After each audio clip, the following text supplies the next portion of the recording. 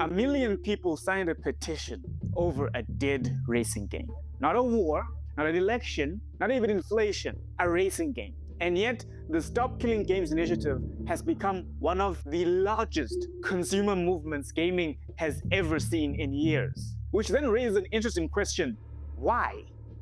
Why would 1 million people actually care about a dead racing game that they never even played? You see, when the crew disappeared, something strange happened. The more people argued about it, the less the conversation seemed to be about racing games. The story starts back in 2014. Ubisoft releases a little online game known as The Crew, a quite ambitious racing game, might I add. People buy copies, they sink hundreds, thousands of hours into the game, they customize their cars, have a really awesome time with the game. Until one day, Ubisoft just shuts it down.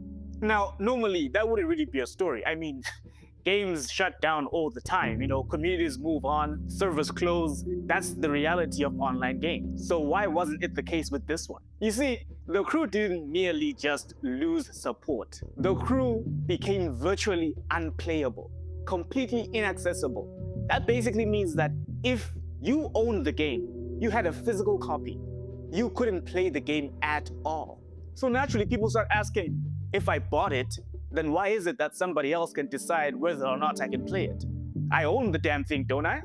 And the more I looked into it, I realized that people weren't necessarily arguing the same points. They were kind of missing each other. One side was talking about technology in terms of servers, and yet the other side was talking about ownership. And once that question showed up, it started showing up almost everywhere else. We're talking books, movies, softwares. Same argument, different companies. You pay, and yet somebody else controls access to what you paid for.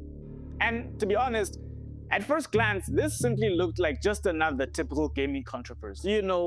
Ugly women in video games, why can't they be pretty? That kind of stuff. But as time went on, it started morphing into something even bigger than that. And that's honestly what makes the Stop Killing Games campaign really fascinating.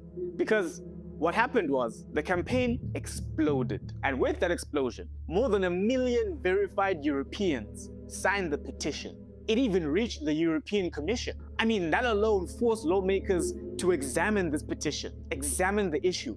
But here's the catch. The Commission ultimately decided not to propose a new law. Instead, it argued that the already existing consumer protection laws are enough, and said it would bring publishers and consumer groups together to discuss better industry standards. Now, for a lot of supporters, this felt like a kick to the balls, man. It kind of felt like a loss. And who knows, maybe it was, maybe it isn't. But that's not necessarily the most interesting part.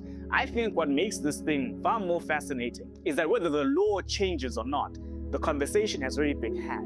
What started as a campaign to preserve games slowly morphed into something resembling ownership itself. And if you notice, every road keeps leading back to the same place. If it's not preservation, it's ownership. It's not really about Ubisoft, it's ownership. Not necessarily about servers, it's ownership.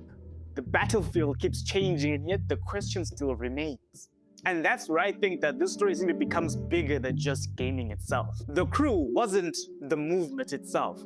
It simply exposed the pattern beneath the muddy, murky waters of ownership. One disappearing racing game forced millions of people to ask the question to something much bigger. And for years, most of us never actually stopped to ask ourselves what the word buy even meant. Because we thought we knew, but we were wrong. And that type of realization isn't just a realization that will just stay confined to one sphere like gaming. It will carry over to music, to software, to books, to movies. So perhaps the Stop Killing Games initiative wasn't necessarily about just saving a racing game, but it was perhaps the moment that millions of users realized that they weren't arguing about video games. They will argue about something far more important, something called ownership. And because of that, you can be damn well sure that the next time any of us clicks buy, we'll probably stop for a second and ask ourselves, what exactly am I purchasing?